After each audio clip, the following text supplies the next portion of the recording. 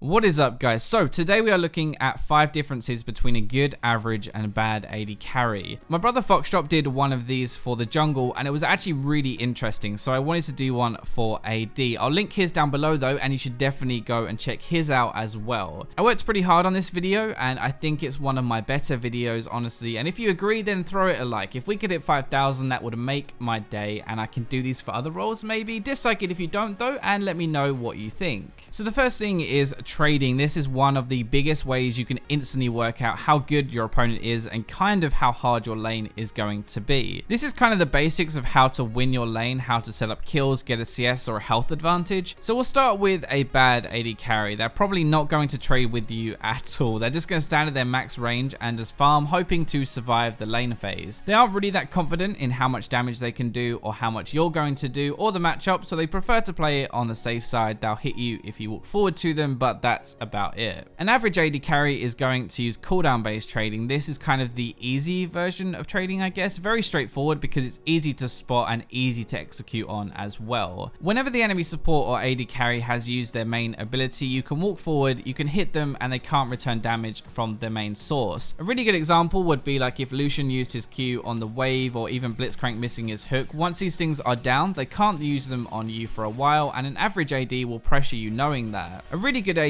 will use cooldown and minion based trading. Basically, every time he isn't using an auto attack to CS a minion, he'll be looking to see if he can use it on you. Bad AD carries don't ever really bother with this because it's a war of attrition really. One auto doesn't really make a difference, so they won't bother. They'll see it doesn't do much damage and they'll just stop doing it. But a good AD will do this 10 times and 10 autos does make a difference. This concept does kind of revolve around minions mostly more than anything. When the enemy AD carry walks up for a CS, you walk forward and you hit them. They have to make a choice. Either they're going to get the CS but take a free hit from you, or they hit you back and they miss the CS. So a good AD carry will pressure you for almost every single CS you want to take, and often will actually even put a priority on bullying you rather than CSing themselves just to get lane control. The second thing is actually lane control. That was a really smooth transition, right? Almost like I planned it and reworded that a few times to get it to work. Lane control can mean a lot of things, okay? But we're actually talking about minion or wave control, positioning in the lane, stuff like that. This is really important too. Where the wave is can affect a lot of things, like you getting a kill, you getting ganked, how far you can put the enemy behind. All of this stuff at least partly depends on where the wave is. So a bad AD carry, as you probably guessed, just autopilots pushes if the enemy AD lets him, or get pushed in if they don't. There's no real plan, there's no real thought process as to what you're trying to do. They probably don't even care, honestly, and aren't thinking about it at all. An average AD is definitely more aware of lane control, but is going to kind of still be on autopilot for a lot of this. They're going to default push because it's one of the easiest things to do. You get lane pressure, you can poke, and it will deny the enemy CS under tower, so it does have a positive impact when it isn't very hard to pull off. Most people do this without thinking, but they know pushing is going to be generally better. A good AD is going to be a massive difference. They'll control the wave depending on what he wants at that time. If he's stronger, then he can freeze the wave, not let the enemy come close, and this also sets up kills if the AD does come close to try and farm at all. If he's weaker, then he'll either let them push him in and farm under tower or close to his tower, or just hard shove the wave so the AD has to focus on the minions and not on punishing him. The bigger point here is that he'll control the wave depending on what he wants to achieve at that time. Sometimes even though you can push and punish under tower, that's also prime target for ganks, and if you don't have any wards, then freezing would be better. So now we're going to move out of the lane phase kind of into team fights. Team fights are a really big part of playing AD carry, so we have 2 points. This is more of a general one first, and then we have a specific thing after. We're going to break this down into 3 different parts of the team fight. So target selection, which is kind of just a fancy way of saying who you hit in a team fight, positioning, and what you do when a fight breaks out. So bad AD carries tend to have it stuck in the head that they do damage. The enemy carry needs to die, so it's their job to kill them, and they'll run past tanks to get there. Not the best idea ever. Positioning really has no thought behind it. They just stand wherever they can hit things and hope for the best. They're more focused on who they're hitting than where they're standing. Before a fight breaks out, they don't really do anything. They'll just stand there with the team and wait for the fight to happen. So I think an average AD is probably where most people are going to fit into. They know they're not supposed to be an assassin and jumping in, so they hit the closest target possible and kite backwards. Positioning wise, they are at the back now, still probably not thinking about it that much, and positioning is more coming from who they are attacking. So standing close enough to attack them, but far enough away to avoid damage. damage. Before a fight breaks out, they won't really be doing too much, but they'll be standing behind their teammates to let them soak the engage.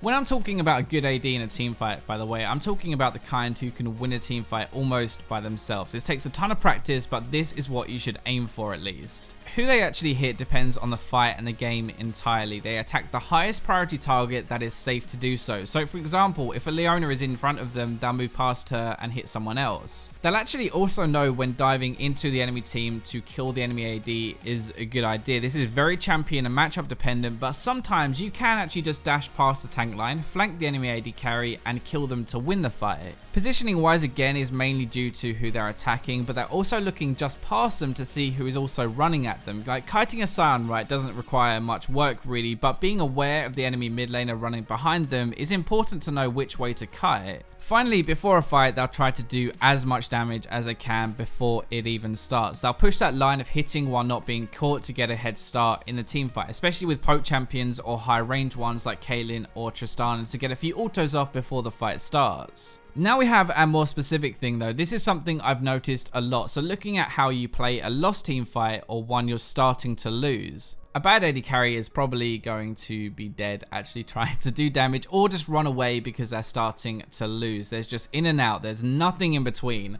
I didn't actually realize quite how bad that sounded, and I'm really trying not to twist that into a terrible joke right now. Anyway, so dead or no damage done, not a very good start to a team fight. Average ADs will hit things but then just run away when they're focused. They won't really attack move or anything. They'll just be worried about dying, so they play too safe, but at least they have done some damage to start with. Now a good AD is going to push the limit of being safe to try and get something out of the team fight. They'll attack move backwards. They'll constantly be hitting people for as long as it's safe, but also just know when enough is enough and it's time to run. This is important enough to make a point about because you can get a lot of kills this way. Sure, your tank is dead and your team are dying, but you can kill their front line as you're running away, and at least that's 1 or 2 less people to push against you. Now this is actually another thing. I was going to make this video 5 things, but we're adding a smaller one right here. So just auto attacking in general. I see this all the time. A bad AD carry will just stand still and right click. They won't move at all. They're literally just auto or run. They don't do both. An average AD will sometimes just stand there right click, but they'll move when focused or when they chase someone. So basically they move when they need to. This is the big difference, okay? A good AD will move constantly, even when they don't need to, just in case, and this makes landing skill shots on you so hard. They'll be thinking about what is going to happen, not just now. So they'll start moving forward when they're winning a fight to make sure they can't get away, or they'll start to move backwards if they need to kite or are losing. So the last thing is also about the future, kind of. We all know AD carry mains are superhuman gods, right, who are amazing at League and can see into the future. We're of course talking about items. I probably shouldn't have introed that in such a nerdy way because now it makes no sense, but it is going to in a minute, okay? I promise. The whole point of an AD carry is we rely mostly on items for damage. We scale and carry late game because we have more items and we gain more benefit from having 6 items than most classes. A bad AD carry is going to build the same thing every single game, no matter what is happening or how it's going. This is going to include defense too. They'll probably actually never build defense, honestly, but if they do, then they normally always get it at the same time, like their 3rd item or whatever it is, and they build the same one even if it's not optimal or not even needed. An average AD has a better grasp of itemization, but their core will probably be the same, but they might mix up their order or throw the correct defensive item in there when needed. Basically, they react to the game.